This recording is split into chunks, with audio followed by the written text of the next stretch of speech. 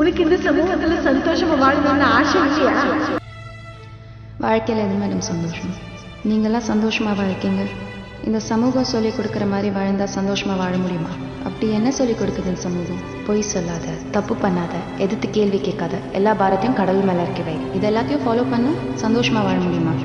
இந்த சமூகத்தில் நம்ம சந்தோஷமாக வாழணும்னா இந்த ரூல்ஸை மட்டும் ஃபாலோ பண்ண போதாது. அதை விட முக்கியமான ஒரு பொறுப்பு இருக்குது. ஒரு குடும்பம், 2 குழந்தைங்க, ஒரு அளவான குடும்பம், மாத சம்பளத்துக்கு ஒரு வேலை, 3 வேளை சாப்பாடு, ஒரு வீடு, ஒரு சொந்த வீடு, ஒரு சாதாரண டிவி, அது வாங்கியாச்சுன்னா ஒரு எல்சிடி, அதுவும் வாங்கியாச்சுன்னா ஒரு எல்இடி, அதுவும் வாங்கியாச்சுன்னா இல்லை பார்த்தாது ஒரு ஹோம் தியேட்டர், முடிஞ்சா ஒரு கார், முடிஞ்சா அதை விட பெரிய கார், அது வந்துடுச்சு. வீட்டில் 3 கார் இருக்குன்னா ஒரு இல்லைன்னு பசங்களுக்கு ஒரு ஸ்கூல். கண்டிப்பாக கவர்மெண்ட் ஸ்கூலில் சேர்க்கக்கூடாது. ஒரு private school, English medium school, டிஏவியோ Don Bosco. No, I put my kids only in பில்லபாங்னு நீங்கள் கூட சொன்னீங்க மேடம் ஃபோனில். ஒரு வாரத்தில் ஒரு நாள் பீச், இல்லைன்னா ரெஸ்டாரண்ட், இல்லைன்னா ஒரு ஷாப்பிங் மால், இல்லைன்னா ஒரு படத்தை கூட்டிட்டு நல்ல தேட்டர்.